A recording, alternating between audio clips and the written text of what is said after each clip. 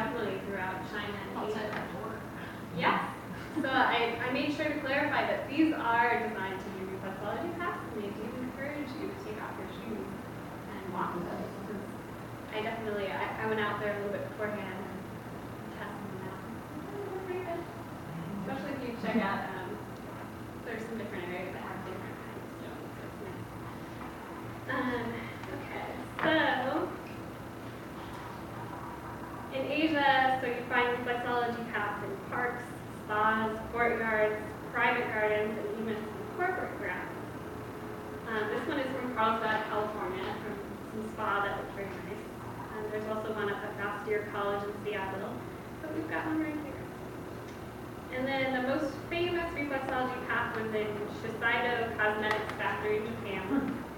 This factory owner reported that after he placed a path on the way to work for people to walk, the productivity of the workers improved and their healthcare costs went down for the whole company. And That looks more extreme than here.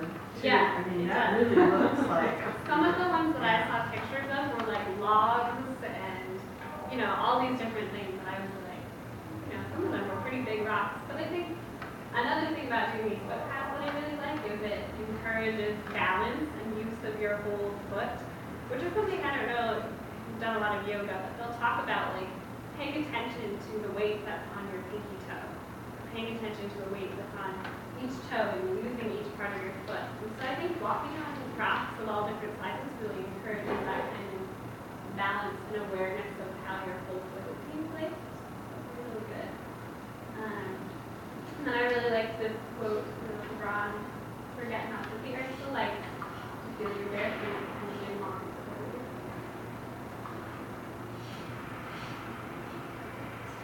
So here I'm going to go through a little bit of a group exercise and a demonstration. I'll talk a little bit about the 5 routine zones first, or how we start off every treatment. So I would consider washing the feet with a warm towel or doing an Epsom salt soak before you do reflexology. I think it's really nice to wash people's feet or have your feet washed. I think it's a great sign of respect. That's something that really feels nice. And also, if you've got someone who's been outside working in the garden all day, you probably want them to have clean feet anyway. So you would warm up by just kind of rubbing the feet, getting them sort of used to your touch. Rotate the ankles a little bit, flex and extend the foot, and then we kind of get into our reflexology treatment. I really like to use the Burt's Bees Balm. That's my preference. I know at school they said, well, you can just use Vaseline, which is true, or I just have some lotion with me today. And then we start off with our 5 routine zones, which are the solar plexus, which kind of corresponds to the center of your body. It's also the center of your foot. Spleen, which in Chinese medicine corresponds to a particular meridian. Liver, kidney, ureter, bladder. And I should mention, so the instructor at OCOM, one of his favorite reflexology quotes is that it's supposed to hurt. Which, he said you have to tell them that it's supposed to hurt. Well, I think it still feels good, but yeah, there's like a little bit of tenderness involved, and when we feel that little bit of tenderness, we kind of know that that's like a good area to work, so, yeah. All right, so, Why is it that some people do not want their feet touched at all? That it's like painful for you to just touch them. So not ticklish. Are they that messed up that it's that painful, or is it something else? Feet are some of the most neglected parts of our body. I think we lose a lot of circulation in our feet. We're walking on them all the time. We're walking in poor shoes. I think there's lots of reasons that people's feet can be really sensitive. I'm not sure, if it's none of those things and they're just really sensitive. I know like 3 people that are like that. I thought it was unusual. Yeah. Okay. Yeah. So we have time today to do a little demonstration, and I'd be happy to first show reflexology on somebody. We have a volunteer. I'm not sure. If somebody has never had it, I've had it. Somebody else. And pass that over.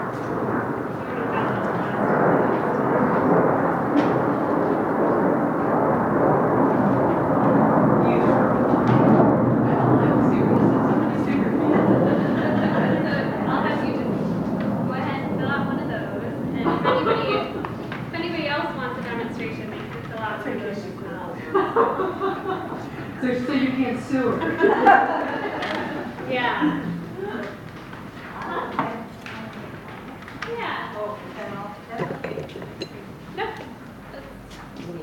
Are we Sure. going to try to do our own too? Yeah, you can definitely do your own follow along. You can work with the person next to you if you know them and want to touch their feet. And then, depending on how flexible you are, you might be able to kind of follow along yourself.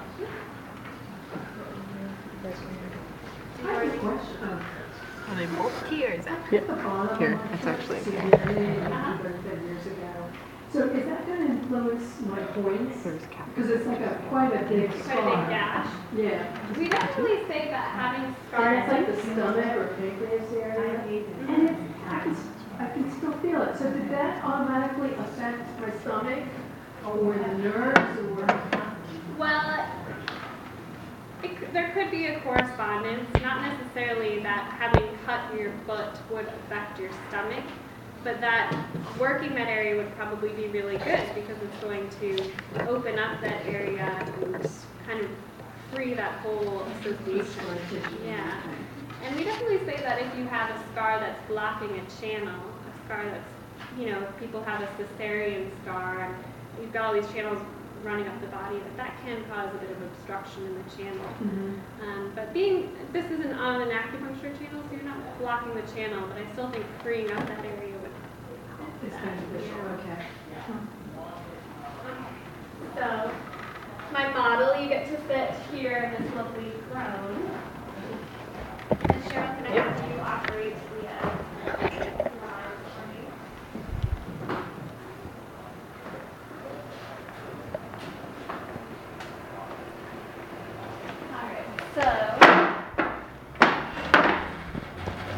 Oh my gosh. I'm just gonna. We'll focus on her. Good choice. This is for the 5 o'clock news. No. Promise. Okay. Promise So are and you swear. able to put your foot up here? Yeah.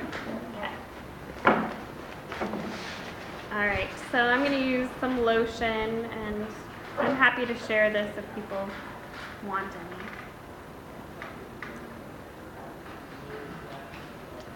All right. So we might start just by. Well, hopefully our hands aren't really cold when we're doing this, but sometimes it can be. So we'll start just by getting a little bit of lotion on the feet, kind of rubbing the tops and the bottoms of the feet, getting that foot used to our touch, and then we might kind of dorsiflex the foot like this, get a little bit of stretch, plantar flex the foot. We might do a few ankle rotations.